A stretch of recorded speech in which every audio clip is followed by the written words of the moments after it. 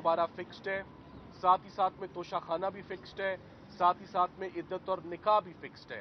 ये तीनों केसेस जिस तेज रफ्तारी से कंक्लूड हुए, उन्हीं तेजी से इनकी अपील्स भी बिल्कुल तैयार हैं सुने जाने के लिए।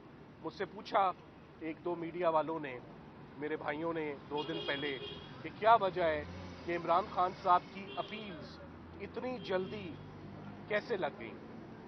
तो मैंने उन्हें कहा कि ये केसेस इतने कंट्रोवर्शियल हो गए, इन केसेस ने इतनी तवज्जो हासिल कर ली, ये केसेस इतनी स्पीड में, इतनी पेस में, इतनी हेस्ट में ये डिसाइड हो गए कि it is only reasonable and only fair कि अगर हाई कोर्ट भी उसी तेजी से इन अपील्स को सुने और उन्हीं तेजी से ये भी देखे कि इनके अंदर क्या क्रिमिनलिटी है। साइफर का केस पहला केस होगा कि क्या इमरान खान साहब ने, क्या शाह महमूद कुरैशी साहब ने कोई एंटी स्टेट एक्टिविटी की है, अगेंस्ट द नेशनल इंटरेस्ट कोई ऐसा काम किया है, किसी फॉरेन पावर के साथ उन्होंने कोलैबोरेट किया है, पाकिस्तान को नुकसान हुआ है। ये तमाम चीज़ें इस आने वाले पीर को इस्लामाबाद हाई कोर्ट के 2 फाजिल जजेस देखेंगे।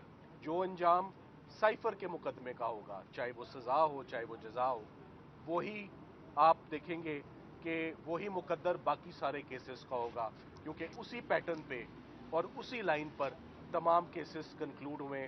हम बहुत पुरुमीद हैं कि ये तमाम केसेस ये अपनी नौयत के मखसूस केसेस हैं। इससे पहले कभी भी इन मुकदमात पे, इस किस्म के इल्ज़ामात पे कभी क्रिमिनल प्रोसिक्यूशंस नहीं हुई।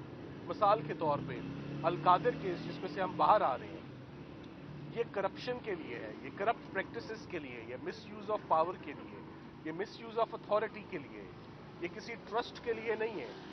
एडमिटेडली 1 रुपया भी इमरान खान साहब के पर्सनल अकाउंट में नहीं आया, 1 रुपया भी उनकी मिसेस के अकाउंट में नहीं आया।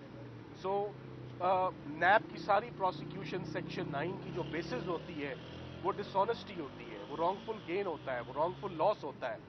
सो ना कोई रॉन्गफुल गेन हुआ, ना कोई रॉन्गफुल लॉस हुआ, एक पैसा भी उनका लेना या उनके पास आना या उनके अकाउंट क्रेडिट होना में वो साबित नहीं हुआ।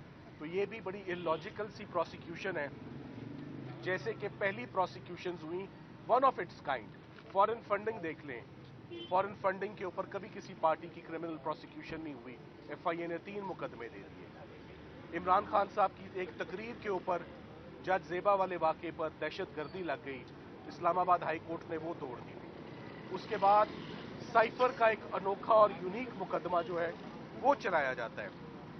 उसके बाद इद्दत और निकाह जैसा केस जो पाकिस्तान की हिस्ट्री में कभी नहीं हुआ वो चलाया जाता है। तो आप ये देखेंगे कि अब टाइम आ गया है कि इमरान खान साहब के तमाम केसेस, जिस केस से हम अभी आ रहे हैं, ये प्रोसिक्यूशन के पास आखिरी पत्ता रह गया था, ये आखिरी कार्ड रह गया था जिसको उन्होंने खेल लिया है।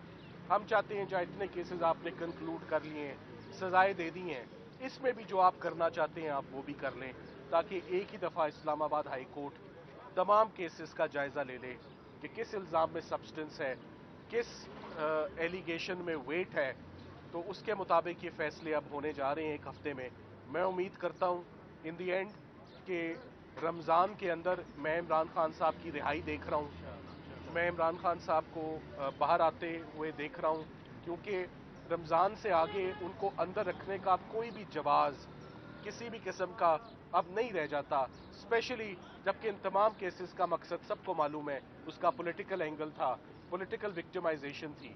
वो काम भी मुकम्मल हो गया, हलफ भी ले लिए लोगों ने, वज़ीर आज़म भी बन गए, वज़ीर आला भी बन गए। सो अब खान साहब को जेल में रखना, उनकी मिसेस को जेल में रखना, ये बिल्कुल बेमानी एक्सरसाइज लग रही है, क्योंकि इन क्रिमिनल केसेस के पल्ले कुछ नहीं है। Thank you very much. इस पीर के लिए दोबारा फिक्स्ड है, साथ ही साथ में तोशाखाना भी फिक्स्ड है, साथ ही साथ में इद्दत और निकाह भी फिक्स्ड है। ये तीनों केसेस जिस तेज रफ्तारी से कंक्लूड हुए, उन्हीं तेजी से इनकी अपील्स भी बिल्कुल तैयार हैं सुने जाने के लिए। मुझसे पूछा एक दो मीडिया वालों ने, मेरे भाइयों ने 2 दिन पहले, कि क्या वजह है कि इमरान खान साहब की अपील्स इतनी जल्दी कैसे लग गई। तो मैंने उन्हें कहा कि ये केसेस इतने कंट्रोवर्शियल हो गए, इन केसेस ने इतनी तवज्जो हासिल कर ली, ये केसेस इतनी स्पीड में, इतनी पेस में, इतनी हेस्ट में ये डिसाइड हो गए कि it is only reasonable and only fair कि अगर हाई कोर्ट भी उसी तेज़ी से इन अपील्स को सुने और उन्हीं तेज़ी से ये भी देखे कि इनके अंदर क्या क्रिमिनलिटी है। साइफर का केस पहला केस होगा कि क्या इमरान खान साहब ने, क्या शाह महमूद कुरैशी साहब ने कोई एंटी स्टेट एक्टिविटी की है अगेंस्ट द नेशनल इंटरेस्ट, कोई ऐसा काम किया है, किसी फॉरेन पावर के साथ उन्होंने कोलैबोरेट किया है, पाकिस्तान को नुकसान हुआ है। ये तमाम चीज़ें इस आने वाले पीर को इस्लामाबाद हाई कोर्ट के 2 फाजिल जजेस देखेंगे। जो अंजाम साइफर के मुकदमे का होगा, चाहे वो सज़ा हो चाहे वो जज़ा हो, वही आप देखेंगे कि वही मुकद्दर बाकी सारे केसेस का होगा, क्योंकि उसी पैटर्न पे और उसी लाइन पर तमाम केसेस कंक्लूड हुए।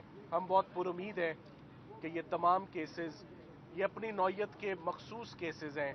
इससे पहले कभी भी इन मुकदमात पे, इस किस्म के इल्ज़ामात पे कभी क्रिमिनल प्रोसिक्यूशंस नहीं हुई।